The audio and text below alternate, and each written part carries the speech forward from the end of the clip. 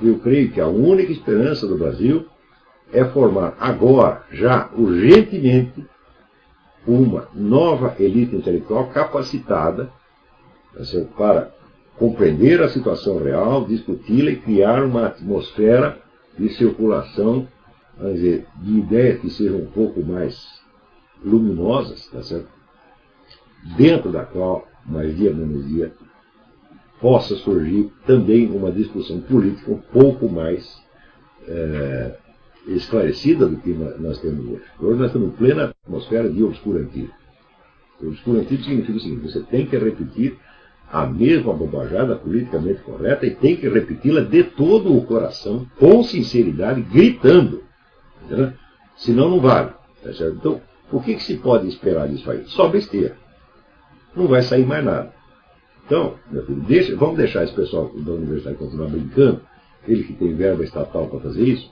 Às vezes não é nem verba estatal, às vezes eles não estão pagando para participar dessa brincadeira. Então vamos deixar isso com a brincadeira e vamos fazer a nossa parte.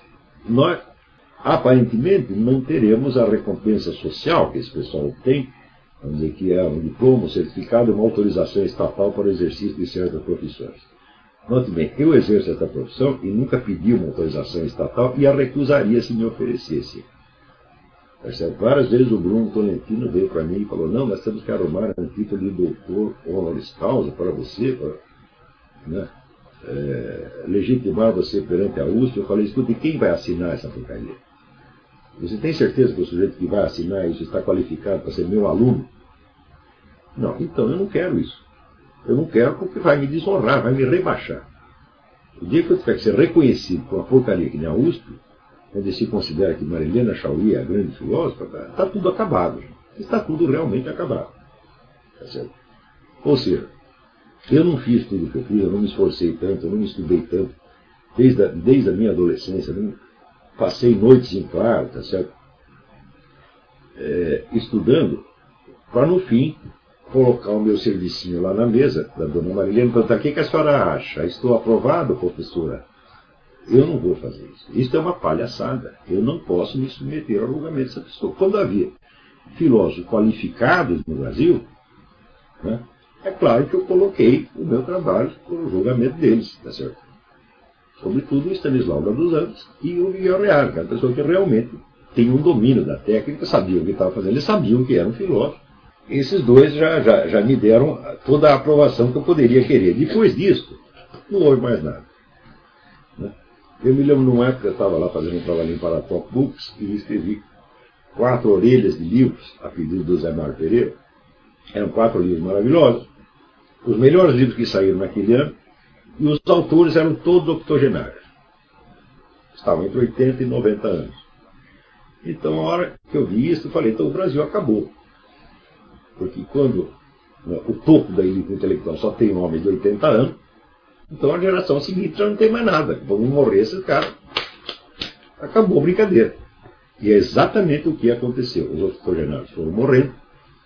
Né? Octogenários, nonagenários, às vezes Miguel Reale morreu Alberto Salles. Né? E assim por diante. Né? O nosso embaixador Zé Oswaldo Meira Pena, graças a Deus, está vivo e um milagre. É o sujeito que ele está com 90 e tantos anos, né? E ele está escrevendo cada vez melhor. Um negócio inteiramente absurdo. Fala: mas isso aí acontece no Brasil por misericórdia divina, para não deixar acabar tudo, então prolonga. Né? Deus prolonga a vida do homem, né?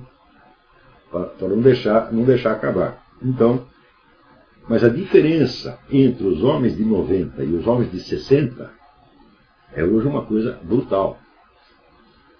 Se você pegar os homens que estavam com 90, você tem, vamos dizer, mestres do ofício, ou filosófico, ou literário, tá certo? Como o próprio Alberto Salles, como o Miguel Reale, e muitos outros. E na geração seguinte você tem aí, né, Luiz Fernando Veríssimo, Paulo Coelho, etc. São os homens de 60 anos de idade, os homens da minha idade. Tá certo? Então,